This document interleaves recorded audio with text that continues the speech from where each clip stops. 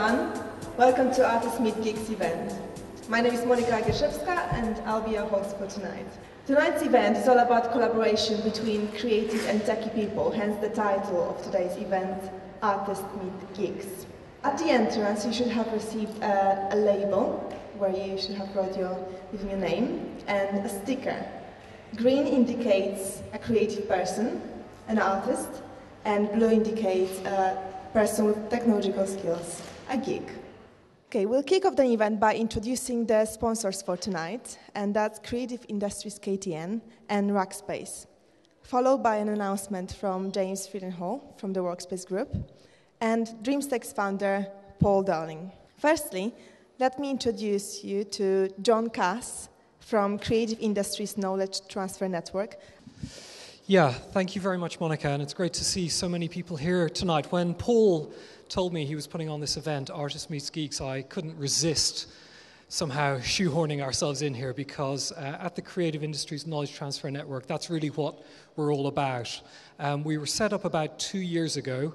We're funded by the government, and our mission is effectively to try and accelerate innovation in the creative industries. Our second sponsor is Rackspace, and Matthew Jones will say a few words about what they do. Thanks, Monica. Evening, everyone. So I work for Rackspace, not Workspace, as a few people have mistakenly heard. Rackspace, we're an IT hosting company, and we've got a long history of working with entrepreneurs. But what do we do that actually matters to you? Well, as a startup business, as an entrepreneur, everyone needs to have a web presence. Everyone needs to have email and stuff like that. All you need to do is take your credit card, log on to our website and sign up, and you can have email accounts up online really quickly, a website hosted really quickly, or even servers up and down. There is no more need these days to have servers in-house when you can come to companies like us who are really keen to help entrepreneurs achieve their goals and achieve the success that they want. Thank you, Matt. And please, let's give a big round of applause to our sponsors. And also, we wouldn't be here if not for the Workspace Group, who provided us with this amazing venue, Gansbury Court. And James Friedenhall will say a few words about it, and also he's got some great news from you. Good evening, everyone. First of all, I'd like to thank everyone for coming along this evening, but the reason I'm going to be standing here just for a very short moment is just to tell you about a partnership that we've launched with Dreamstake. What Workspace Group try to do is provide a physical network of space and a community of entrepreneurs, a community where people can do business with each other and thrive and grow. That could start, as we are today, with a meeting, an event, where people can meet and talk with each other. But fundamentally, we want that to grow, to take it to the next level, to start to think about how do physical spaces and virtual networks meet. I'd like to ask Paul Dowling, who's the founder of Dreamstake, to make a special announcement. First of all, you'll all be familiar with the dreamstake.net site. I guess you're all registered on there, or at least I hope so. We've just given that a complete revamp, and so now we've got a much clearer brand. The navigation around the system is much better, and hopefully it's much more user-friendly. But this is not the big announcement, of course. So we've also launched now today formally the Land and Expand program. This is our business acceleration program aimed at startups, particularly aimed at creative entrepreneurs. And as you can see, this is a whole range of services which are aimed at accelerating your business, helping it to grow. And we're prepared to give up to 10 free hours of mentoring to any startup entrepreneur who wants to tap into our mentor network. We're also happy to help with funding support where we believe that's necessary. We've also increased our range of events. So now we run one major event per month, very much of this type of event. Now let's move on to the official part of the Artist Meet Geeks. We have 3 short presentations, so it won't be long till I let you continue networking. First, we have Anna Lewis and Oliver Brooks from Completely Novel, who are a perfect example how a creative person can work well with a techie one. Basically, we'll be talking a bit about Completely Novel. This is our website, and it's an online publishing and reading community. So a writer can come create their book, And then we have a social community linking them to readers and allowing them to promote their book to others. There's lots of tools that people can use to be able to just build up their profile as a writer and connect with other people. So our roles, I've been labelled the geek. I do quite a lot of the technical development. Complete Novel is very much a company that enables everyone to access technology. We make it really easy to use, and that's the core thing. But as a company, we're quite a technology company.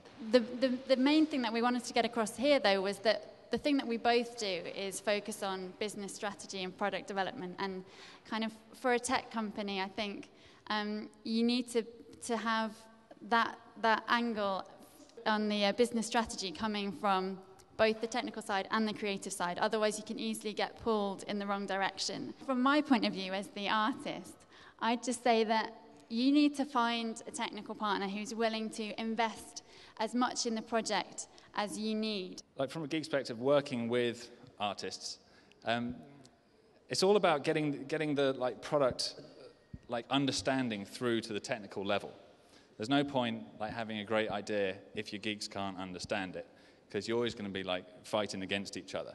Yeah, you've got to be working together and have that business objective in mind. Great, thank you, Anna and Ollie. And now, secondly, we have Araceli Camargo-Kilpatrick, who's the founder of The Cube, which is a co-working and innovation space in East London. So as Monica mentioned, I'm Araceli, and I was founder of The Cube. We did it as a reaction to the collapse in Lehman's in 2008, because we thought something pivotal had changed during that time period, that if an important column that was there for over 150 years could collapse, there was something interesting that was going to happen in society. So it was kind of, maybe consciously or unconsciously, society was like, that's enough. There is now time for something new. And where we thought that the something new was going to come was going to be in entrepreneurship. And through the last year and a half, we've been figuring out what is the best way to get people to collaborate. Because yes, it's a great word to throw around, but what does that actually mean in regards to inside of the brain? So we're coining a very geeky term called brain technology that we are using. So we have a brain bank. They give us their information and their interpretation of how the brain works. One of our tips for collaboration is diversity. Neurologically speaking, once we've seen something by the third time, our neurons stop firing. So if you're then associating yourself with the same people and you're recycling the knowledge, it's almost as if you're not even seeing it anymore. So strive to move away from what you're comfortable with and collaborate with people that will push you, that will question what you're thinking, so then it pushes you to think outside your parameters. It's an amazing thing that when you tell somebody, for example, if I was going to give you my purse, and I said to you, I trust you to hold my purse, that interaction will release oxytocin in your brain, which will then make you more trustworthy. So we use that technology in our space, and in a year and a half, knock on wood, we haven't had a single thing of someone stealing someone's stuff or someone being dishonest, because we use that honesty process. Lastly, we have Gordon Klein, and I personally really look forward to his presentation. He's literally an artist turned geek. Good evening, ladies and gentlemen. My name's Gordon Klein. I started life as an artist, and now I'm not. But I'm very happy because I've actually turned what I started to do at art college into my own business. And I hope that you can learn from that, because it's been almost 30 years for me to do that. Here's my geek credentials. I've worked at Secure Computing, which is a security company. That is slightly to the right of my comfort zone in terms of security, because I learned an awful lot about security that would just make your hair curl. I worked for Palm for several years, and anybody with a Trio, you should thank me because your phone calls are secure. That was me, sorry. I worked at Apple. I did a lot of interesting things there. I made a Arabic terminal emulator for an IBM mainframe, which, if it wasn't hard enough attaching a Mac to an IBM mainframe, I did it in Arabic. At the end of your course, you have a your third year degree show. So I had this little poster in my space that said, please come and see my art show. And Bruce Beasley, who was the crit and the guy who sort of evaluates at the end of 3 years, came in. He sort of said, "Oh, that's terrible. It's not art." And that was it. That's the entire sum of my 3 years. And I thought to myself, no, I think I can do better than that. So I've tried. So I've actually ignored the critics of my work. A lot of my work is, lots of lines. You'll see some of it. They can't do what you do. So if anybody criticizes what you're doing, don't always listen to them, okay? They might be wrong because they can't do what you do, or they don't have the vision that you have, even if your vision is only somewhat complete. Don't listen to critics until they really can give you some good, solid, positive criticism. So what have I been up to? After all that time at college, I decided to try and figure out how, what am I going to do with the things that I like? And when the iPad came along, I realized it's got the right kind of shape and size to hold. It's got color. Wow.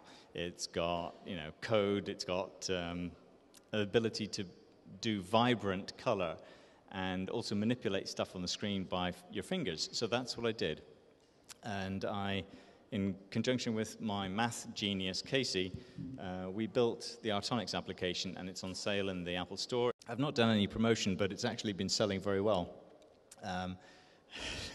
Shameless self-promotion, but somebody's got to do it. With people around the world, I've sold my products in Japan and Canada and Australia, all around the world, thanks to the fact that the App Store reaches the whole global market. I'm very happy about that. But who knows where it'll go. And with that, I thank you very much for your time. Monica? Thank you very much, Gordon. And with that, we've finished the official part of the presentations.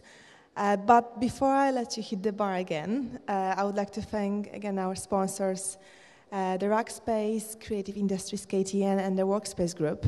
And we just have now a short speed networking session to have a proper artist meet geeks experience. So now I'd like to ask all the geeks with the blue stickers to go on my right side of the room, and all the artists with green stickers go on the left side of the room. On my whistle, you just grab one person from the opposite side and start speed networking.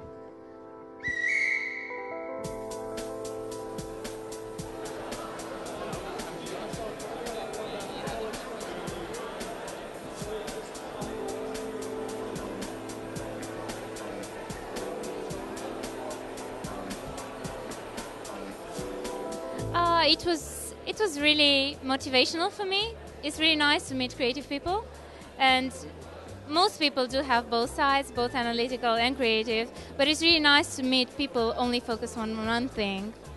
Well, the collaboration is very important. I mean, I run, for example, a blog, so I know all the technical aspects of setting up the platform, the website, the blog, and driving traffic to the website. But the creative people are the people who can provide the content, about whatever they're passionate about, and that's where the good collaboration can happen. I think your events are great in general. This is my 4th event, and I look forward to it every time.